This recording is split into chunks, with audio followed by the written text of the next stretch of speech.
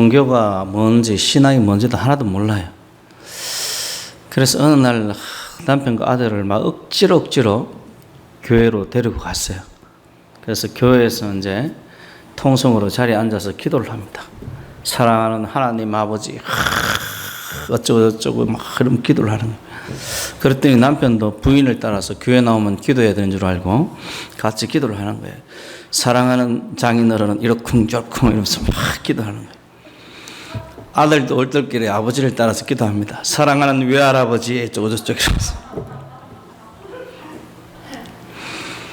근데 우리가 믿는 하나님이 누군지 잘 모르니까 그러는 거죠. 그죠? 신앙생활 할 때 기본적인 게 뭐냐면 하나님이 누군지를 알아야 됩니다. 하나님이 누군지를 알아야 제대로 믿고 제대로 섬길 수 있는데 15절에서 예수님께서 이 제자들에게 너희는 나를 죄를 보고 너희는 나를 누구라고 하느냐 이렇게 물으셨어요.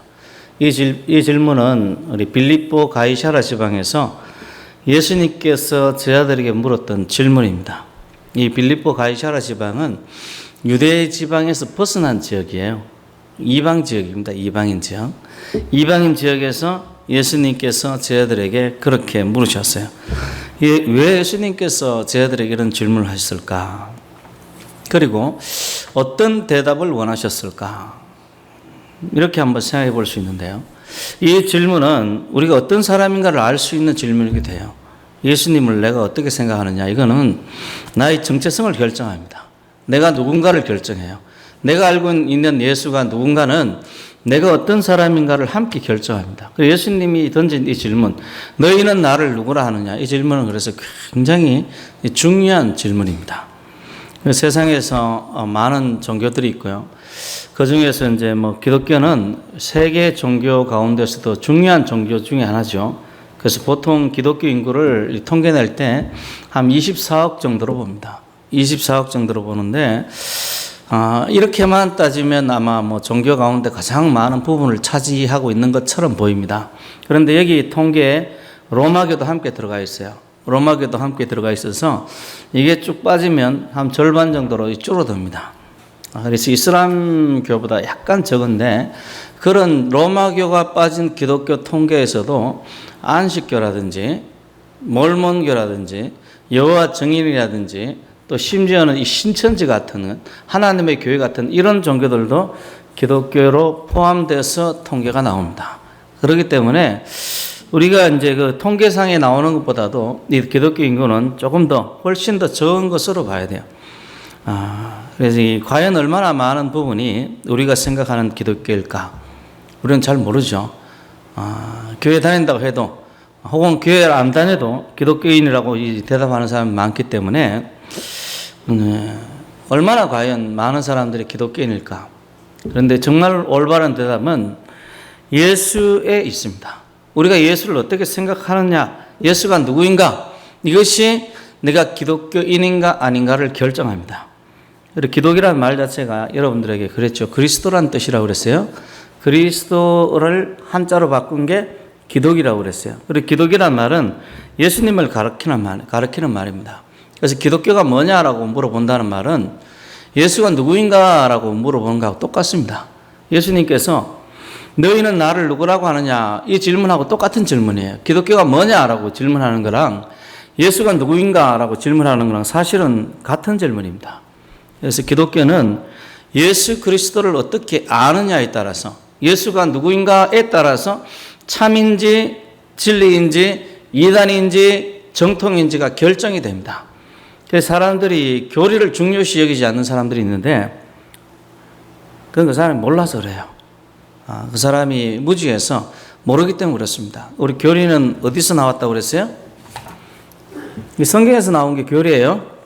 교리라는 그 이야기 자체가 사실은 성경 말씀인 거예요. 그렇기 때문에 교리를 무시한다는 이야기는 뭘 무시한다는 이야기입니까? 성경을 무시하는 거예요. 성경을 무시하고 무슨 신앙생활을 하는 겁니까? 예수에 대해서도 어디에 나와 있습니까? 이 성경에 나와 있습니다. 성경에. 그래서 이런 어떤 질문, 이 질문은 가장 기독교의 기초적인 질문이기도 하고 전형적인 그리고 근본적인 내용을 다루는 겁니다. 예수님에 대한 인식, 예수님에 대해서 어떻게 아느냐는 기독교의 가장 근본적이면서도 전부라고 할 수 있어요. 그래서 여러분들이 평생 동안, 사는 날 동안 예수 알기를 힘쓰시길 바랍니다. 그것이 여러분의 경건이고 여러분의 신앙이고 여러분의 정체성이에요.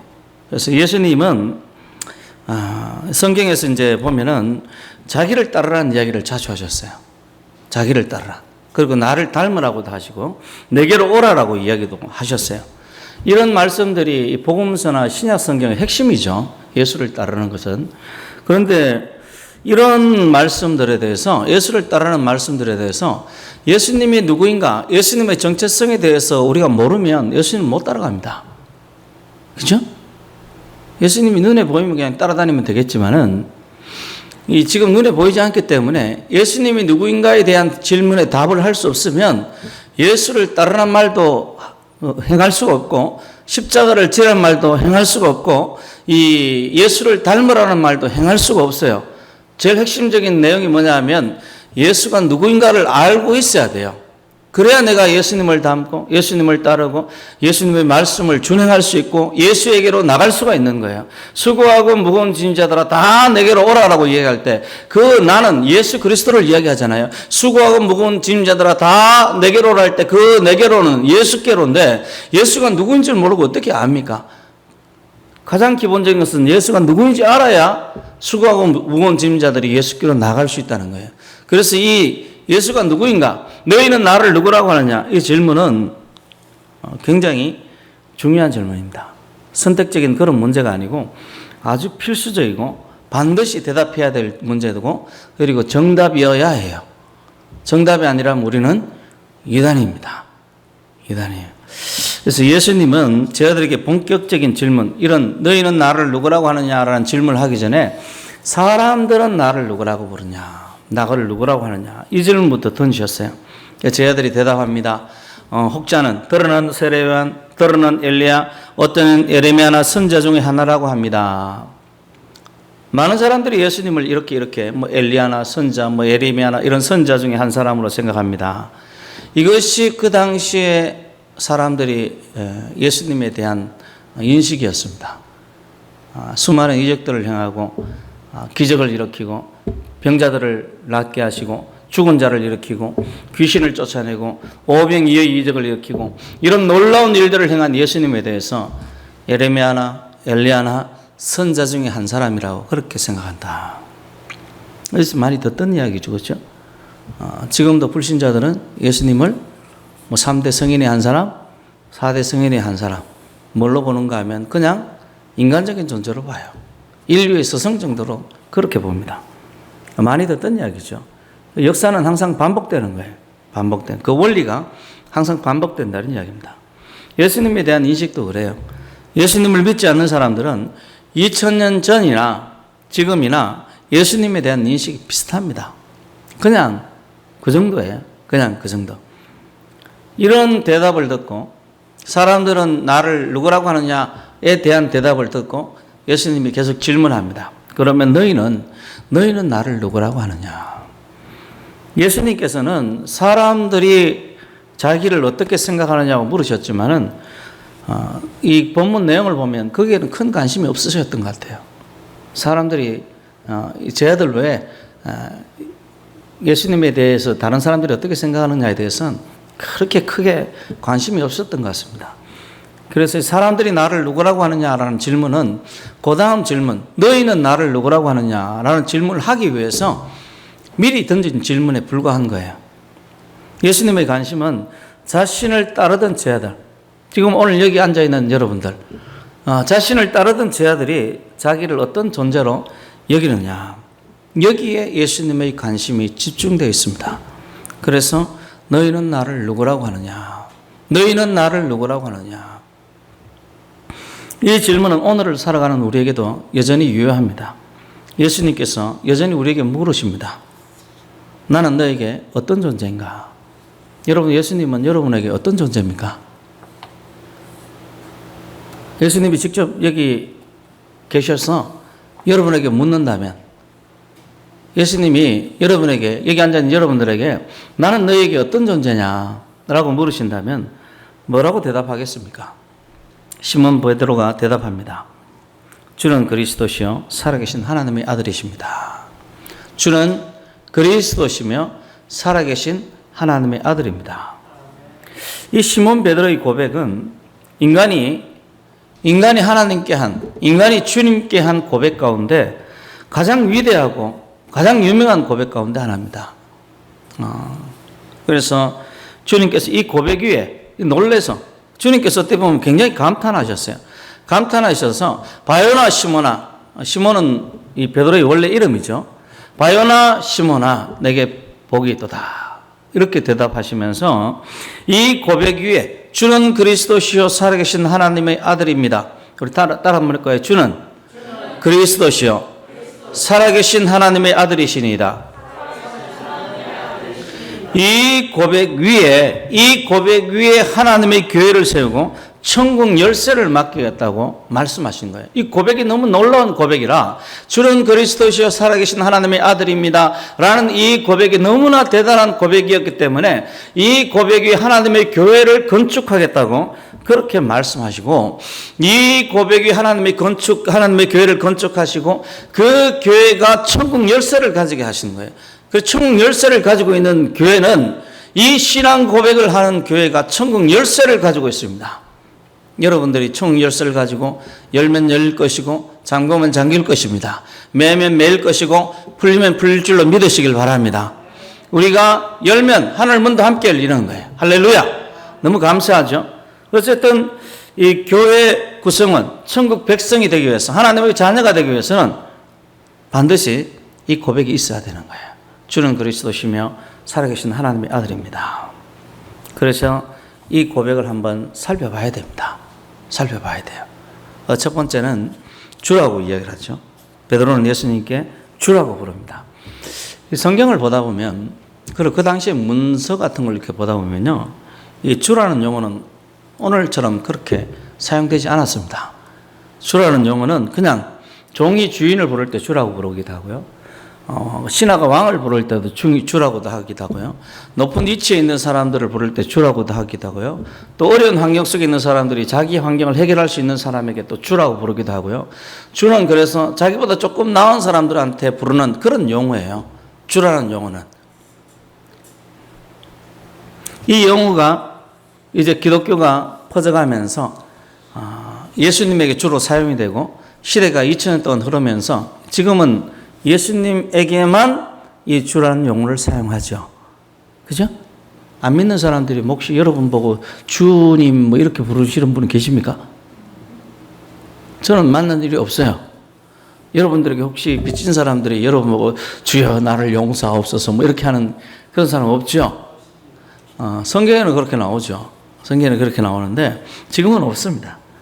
그런데 베드로가 이 용어를 과연 그런 식으로 사용했을까?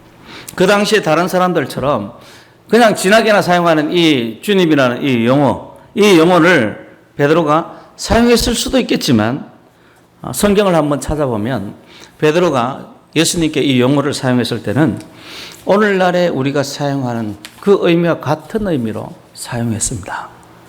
그래서 물고기를 잡을 때 그리고 주여 나를 떠나소서라고 이야기를 할 때 베드로가 주라고 부르는 이 용어는 초월적인 그리고 자기의 진짜 주인이고 왕으로서의 주님으로 예수님을 주라고 부르고 있는 것을 그 용례를 보면 찾아보면 알 수가 있어요. 그래서 오늘날 우리가 사용하는 주님이란 그 의미와 같은 의미로 베드로가 예수님을 주라고 부르고 있는 거예요. 그래서 이 복음서나 이 신약 성경의 베드로의 행동 양식을 보면 이 용어 사용을 단순히 존경하는 사람에게 사용하는 용어가 아닙니다. 존경하는 사람 이상의 자기보다 훨씬 뛰어나고 자기 인생의 주인 대신 그 자기 인생을 끌어가시는 그분 앞에 주라고 부르고 있어요. 그래서 단순히 존경 정도로 본 것이 아니라 자신의 모든 것을 버리고 이분을 따라야 할 존재로 본 거예요. 그래서 물고기 잡고 나서 물고기를 많이 잡았을 때 이 자기 친척과 자기 아비와 자기 배를 버리고 예수 그리스도를 따랐던 거예요. 주님으로서 오늘날 우리가 생각하는 그 주님이라는 의미로서 예수님을 주라고 부르고 있는 거예요. 주라고. 그래서 오늘날 우리가 예수님을 주님이라고 부르는 그런 의미와 정확히 일치합니다. 예수님은 베드로의 주님이셨습니다. 예수님은 우리의 주님이십니다. 그는 우리의 삶의 주인입니다. 그는 우리의 노래의 이유입니다. 예수님은 우리의 감사의 제목입니다. 예수님은 우리의 전부입니다. 주님이신 그분이 우리를 구원하기 위해서, 주님이신 그분이 우리를 구원하기 위해서 십자가에 달려 죽으신 겁니다. 주님께서 우리를 위해서 십자가에 달려 죽으셨고, 우리가 그분을 주님이라고 부르고 그에게 순종하기를 원하고 그분을 따르기를 원하는 거예요. 예수님은 우리의 주님이기 때문입니다. 베드로가 예수님을 그렇게 주라고 그렇게 불렀던 거예요. 그분이 바로 주님으로서 베드로의 발을 씻기신 그분이 우리 주님이십니다. 오늘날에도 우리 발을 씻기시고 우리를 사랑하시는 줄 믿으시길 바랍니다. 그래서 여러분의 입술로 주를 부르고 주를 찬양하는 성도 되시길 바랍니다. 그리고 주께 감사하시길 바랍니다. 베드로가 예수님을 그런 의미에서 주님이라고 지금 부르고 있는 겁니다. 이 부분이 우리가 첫 번째 봐야 할 베드로의 고백의 의미입니다. 두 번째는 주는 그리스도시요라고 이야기를 하는데, 예수님께 주는 그리스도시요라고 고백하고 있어요. 내가 당신을 주님이라고 부르는데 주님은 그리스도십니다. 이 그리스도라는 말은 기름 부음을 받은 자라는 뜻입니다. 기름 부음을 받은 자라는 뜻. 기름 부음을 받은 자. 구약의 언어로 히브리어로 하면 메시아라는 의미입니다. 메시아. 그래서 메시아나 그리스도나 같은 의미예요. 여러분들이 TV나 방송에서 이야기할 때 좀 다른 뉘앙스로 들리지만 같은 의미입니다. 그냥 기름 부음 받은 자. 그래서 성경에서는 하나님께서 어떤 중요한 하나님의 일들을 지킬 때 그 사람에게 기름을 부어 세웁니다. 유명한 우리 다윗 같은 경우도 그랬고, 많은 왕들도 그랬고, 선자들도 엘리야가 엘리사를 세울 때도 기름 부어서 세우고, 그리고 이 엘리사가 자기 종 어린 선자에게, 젊은 선자에게 기름을 돌려서 예후에게 기름을 붓게 하죠. 기름을 붓습니다. 그래서 하나님의 사람들에게 기름을 부어요. 하나님의 일을 맡길 때 기름을 부었습니다. 그래서 그리스도라는 말은 하나님의 일을 맡은 자, 하나님의 일을 하는 자, 하나님의 종, 이스라엘을 위해서 하나님의 말씀을 전하는 종, 이스라엘을 위해서 무언가를 일을 할 수 있는 그런 사람들을 그리스도라라고 이야기했어요. 그래서 예수님 당시에는 이 이스라엘 사람들이 구원을 간절히 원했기 때문에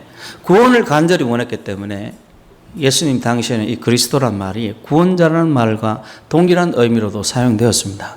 하나님께서 우리 가운데 오셔서 내가 지금 식민지 생활하고 있고 어려움 가운데서 사람들의 압제 속에서 살고 있는데 이 하나님의 사람들이 오셔서 살 일은 우리를 구원할 일이죠. 그래서 구원자라는 의미로도 이 그리스도라는 말이 사용되었어요. 구약에서는 이 그리스도, 메시아, 기름 부음 받은 자들의 세 종류의 사람들이 있습니다. 잘 여러분 많이 들으셨죠? 선지자, 제사장, 왕입니다. 이 세 종류의 사람들에게 하나님께서 기름을 부어서 그들의 직분을 감당하게 하신 거예요. 베드로는 예수님을 그런 그리스도로 본 겁니다.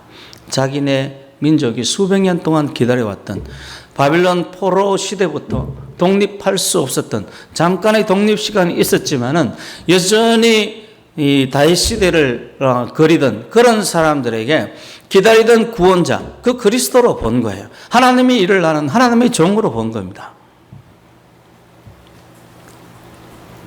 베드로가 보았던 그리스도가 왕인지 선자인지 제사장인지, 어떤 사람은 세 가지 직분을 다 가지고 있다 이렇게 이야기를 하는데 분명치 않습니다. 그러나 분명한 것은 예수님께서는 하나님께서 기름을 부어서 세우신 하나님의 종 혹은 하나님의 사람으로 베드로가 그렇게 인식했다는 거예요. 이사야서에 보면 예수님이 오시기 전에 수백 년 전에 지어졌던 이사야서에 보면 고난받는 종의 노래가 몇 가지 나옵니다. 몇 가지 나와요. 이방의 복음을 전하는, 빛을 전하는 그런 고난받는 종의 노래도 있고, 또 우리가 아는 유명한 고난받는 종의 노래, 두 번째 고난받는 종의 노래에 속하는 이사야서 53장이 있죠. 우리 같이 한번 읽어볼까요? 이사야서 53장 4절부터 우리 8절까지 한번 찾아봐요. 이사야서 53장 4절부터 우리 8절까지 같이 한번 읽습니다. 시작. 그는 실로 우리 질고를 지고 우리 슬픔을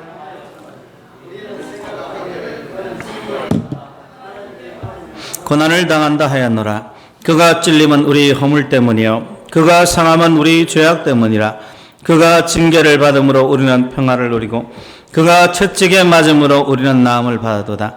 우리는 다 양 같아서 그릇 행하여 각기 제 길로 갔거늘 여호와께서는 우리 모두의 죄악을 그에게 담당시키셨도다. 그가 곤욕을 당하여 괴로울 때에도 그의 입을 열지 아니하였으며 마치 도수장으로 끌려가는 어린 양과 털 깎는 자 앞에서 잠잠한 양같이 그의 입을 열지 아니하였도다. 그는 곤욕과 신문을 당하고 끌려갔으나 그 세대 중에 누가 생각하기를 그가 살아있는 자들의 땅에서 끊어지면 마땅히 형벌받을 내 백성의 허물 때문이라 하였으리요. 아멘.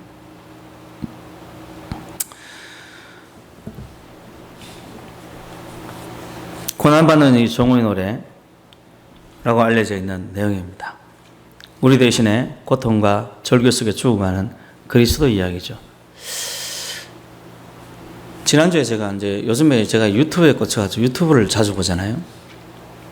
필리핀 사람인데 트랜스젠더예요. 트랜스젠더. 모델 생활을 꽤 했더라고요. 세계적으로 유명한 모델입니다. 브라질에서 모델 생활을 했고, 어릴 때부터 이 성정체성이 흔들리는 사람들은 어릴 때 그 친척들이나 누구에게 이상한 일을 많이 당했더라고요. 이 사람도 어릴 때 이제 친척들에게 당한 거예요. 당하고 나서 여성스럽게 사람이 좀 변화됐나 봐요. 그래서 10살 때부터 남자를 좋아했다. 남자인데 남자를 좋아했다.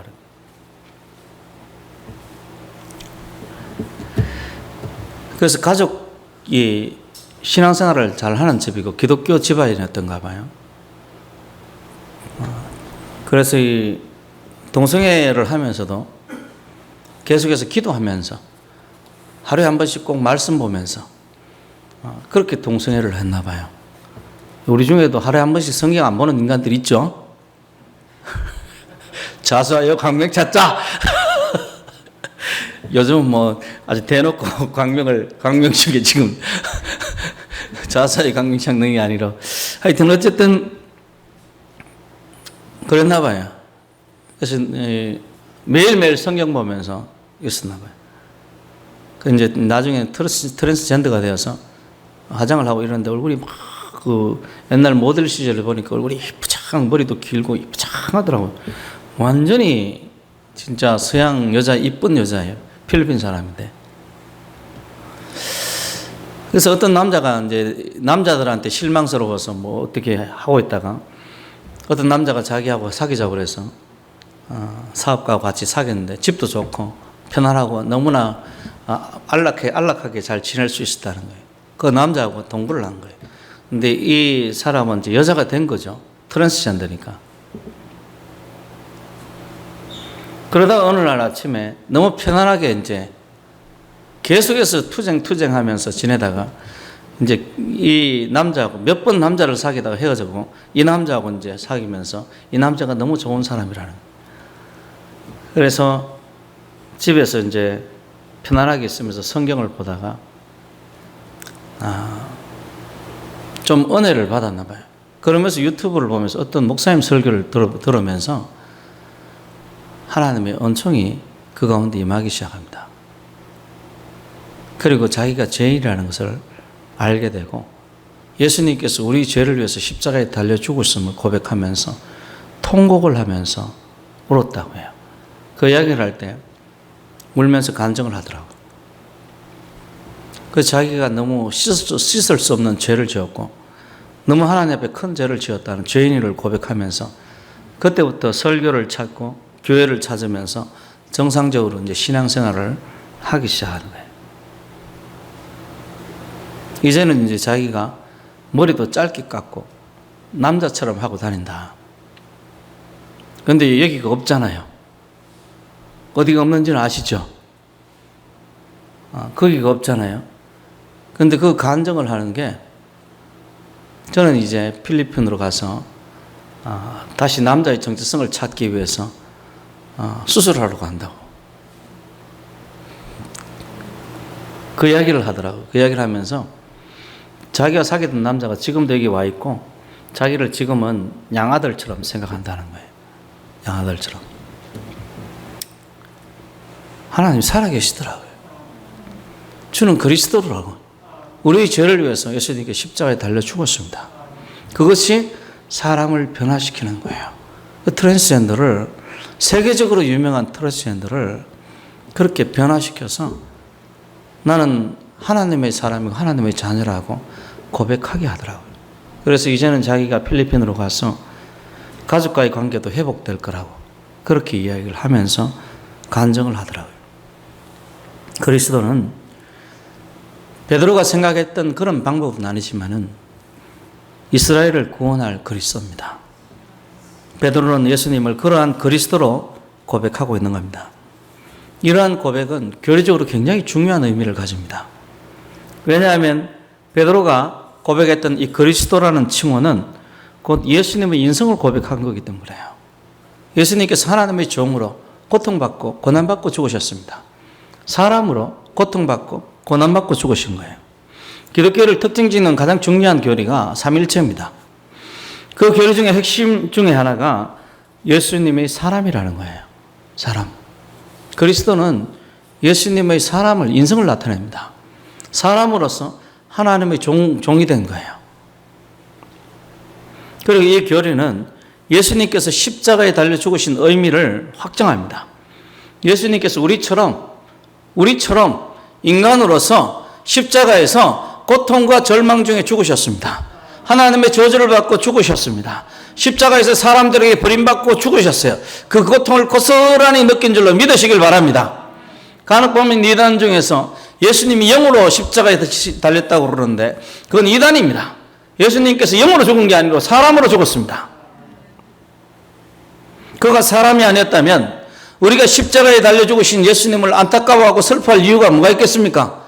그가 사람이 아니었다면 십자가에 달려 죽으시는 예수님을 바라보면서 내 죄 때문에, 내 고통 때문에 절규하는 그분의 고통을 내가 느낄 이유가 어디 있습니까?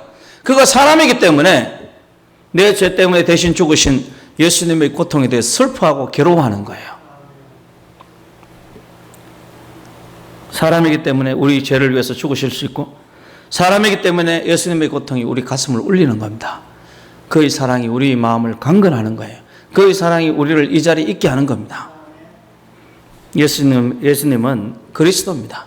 베드로는 예수님을 그 그리스도로 인식한 거예요. 마지막 세 번째로 베드로는 예수님을 살아계신 하나님의 아들로 고백합니다. 지금이야 많은 사람들이 우리 자신을 하나님의 아들로 인식하고 고백하죠. 저는 하나님의 아들입니다. 여러분 저를 대단하게 생각하셔야 됩니다. 저는 누구라고요? 여러분들이 신의 아들을 보고 있습니다. 여러분들도 하나님의 자녀인 줄 믿습니다. 저는 여러분 얼굴을 보면서 하나님을 보길 원하고 하나님의 얼굴을 보길 원합니다. 왜냐하면 하나님의 자녀이기 때문에 하나님을 닮은 하나님의 자녀인 줄 믿습니다. 구약의 생각을 가진 사람들에게 이러한 생각은 참 하기 힘든 생각이에요. 왜냐하면 구약에는 개인을 하나님의 아들로 지칭하지 않습니다. 하나님의 아들을, 하나님의 자녀 이런 이야기를 지칭할 때는 항상 이스라엘 전체를 지칭해요. 항상. 그래서 이 베드로처럼 당신이 하나님의 아들입니다. 이런 이야기는 하지 않아요. 구약의 인식을 가진 사람들에게는 이런 이야기는 하기 힘든, 있을 수 없는 그런 이야기예요. 그런데 예수님을 보면서 하나님의 아들로 인식하는 거예요. 우리는 하나님의 자녀고 하나님의 아들이라고 이야기를 하지만은 예수님을 믿고 하나님의 자녀가 된 사람이죠. 그렇죠? 원래는 아니었잖아요. 원래는 공중의 권세자사분자에게 사로잡혀 있던 사람들이지만 하나님께서 그러신 긍휼과 사랑으로 인해서 우리를 하나님의 자녀 삼아 주신 거죠. 그래서 성경에서는 양자가 되었다고 이야기를 합니다. 그런데 예수님은 그게 아니고 살아계신 하나님의 아들이에요. 그냥 양자가 된 분이 아니고 그냥 살아계신 하나님의 아들인 거예요. 예수님을 양자로 인식한 게 아니라 진짜 그냥 하나님의 아들로 인식한 겁니다. 이게 굉장히 중요한 거예요. 중요한 거예요. 진짜 하나님의 아들이었다는 것은 하나님과 본질이 같다는 거거든요. 우리는 하나님과 본질이 다른 존재입니다. 우리는 흑인 존재예요. 흑인 존재이지만 하나님께 자녀 삼아 주신 그런 사람들입니다. 그래서 우리는 죽으면 육신은 다 흑으로 돌아갑니다. 그죠? 원래 흑인 존재이기 때문에. 그런데 예수님은 베드로가 살아계신 하나님의 아들, 하나님과 동일한 본질을 가진 동일한 존재인 하나님의 아들로 그렇게 인식하는 거예요. 마치 요한복음 1장에서 예수님에 대해서 독생하신 하나님의 품속에 있는 독생하신 하나님이 나타내셨느니라 그렇게 이야기하듯이 원래 예수님은 하나님이었고 원래 예수님은 하나님의 아들이었고 원래부터 존재하던 처음부터 시간 이전부터 존재하던 그런 하나님과 똑같은 하나님이었다라고 지금 베드로가 이야기를 하고 있는 겁니다. 베드로가 이야기. 굉장히 놀랍죠. 어떻게 이런 고백을 했을까? 그래서 베드로는 이 짧은 문장 속에서 교회사에서 가장 논쟁이 되어 왔던 삼위일체 교리를 지금 이야기하고 있을 뿐 아니라 구원의 기초가 담겨져 있는 그런 고백을 한 거예요. 그래서 예수님께서 이 고백을 굉장히 놀랍게 평가해서 바요나 시모나 그래서 우리나라 말로 하면 요한의 아들 시모나 이러면서 요나의 아들이죠. 바요나니까 요나의 아들 시모나 이러면서 이를 내게 알게 한 이는 혈육이 아니고 하늘에 계신 내 아버지다. 하늘에 계신 하나님 아버지가 너에게 역사에서 이 지식을 가르쳤다는 거예요. 너무나 예수님께서도 굉장히 높게 평가해서 이 고백은 혈육, 사람의 입에서 나올 수 있는 그런 고백이 아니라 하나님께서 사람에게 가르치셔서 나올 수 있는 고백, 그 위대한 고백으로 여기신 거예요. 예수님의 말씀대로 바요나 시몬아 내게 복이 있도다 라는 말씀대로 이 고백을 하는 이들에게 복이 있을지어다. 예수님을 이렇게 믿는 자는 하나님의 자녀가 되고 하나님의 나라를 상속받을 줄로 믿으시길 바랍니다. 영접하는 자 곧 그 이름을 믿는 자들에게는 하나님의 자녀가 되는 권세를 주셨으니 예수 그리스도를 주님이라고 부르는 자에게는 하나님의 자녀가 되는 권세가 주어진 줄 믿으시길 바랍니다. 누구든지 주의 이름을 부르는 자는 구원을 받으리라. 누구든지 예수를 주로 부르는 자들에게는 구원이 있고 하나님의 자녀가 될 줄로 믿으시길 바랍니다. 그런 사람들이 하나님의 나라를 상속받는 거예요. 이런 사람들이 지옥의 권세를 이기는 겁니다. 여러분들 늘 예수님 바라보시길 바랍니다. 예수님 바라보고 예수를 주님이라고 고백하십시오. 이런 자들이 천국의 열쇠를 가진 자들이 되는 거예요. 그들을 통해서 하늘의 축복이 이 땅에 임할 것이고 하나님의 나라가 세워지는 겁니다. 그래서 예수 믿는 자들이 있는 나라가 하나님의 축복이 임하는 것은 우연이 아닙니다. 예수님의 말씀대로 따지자면 필연적으로 이루어지는 거예요. 예수 믿는 가정이 복을 받는 것은 우연이 아닙니다. 예수님 말씀에 따르면 필연적으로 이루어지는 거예요. 예수가 우리 주님이고 예수가 그리스도시며 예수가 살아계신 하나님의 아들이라고 고백하는 그런 성도가 되시길 바랍니다.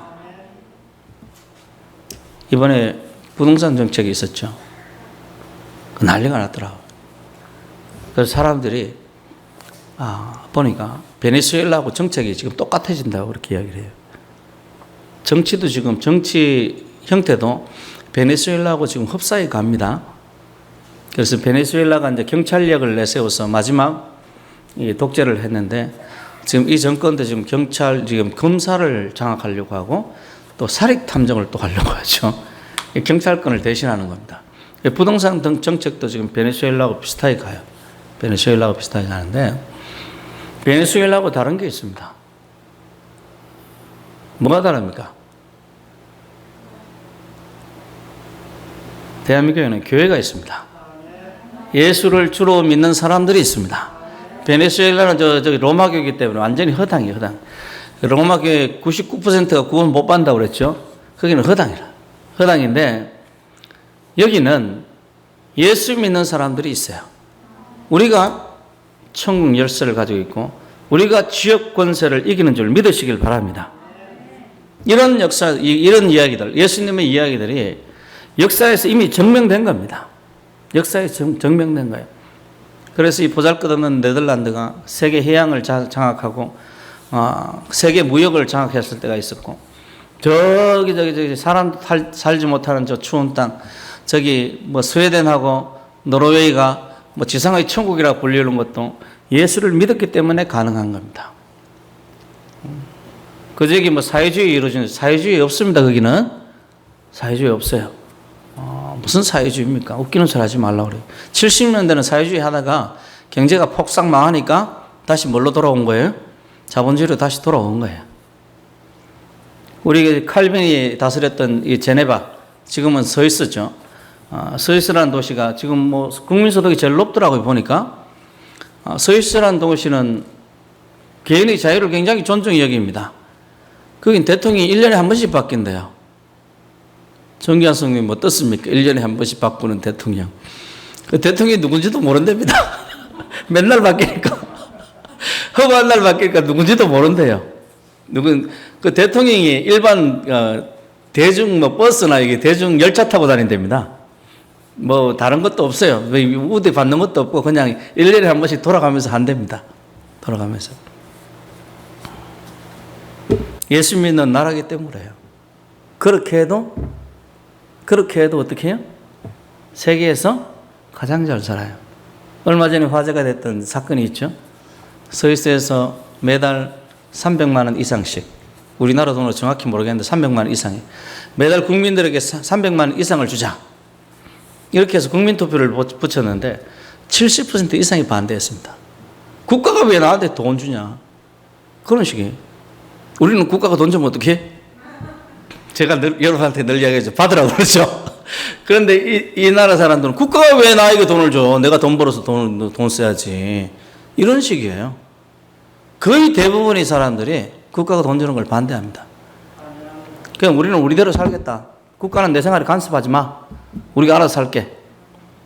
그런 식이에요. 그런 식이에요. 그런 나라가 세계에서 어떻게 한다고요? 제일 잘 살아요.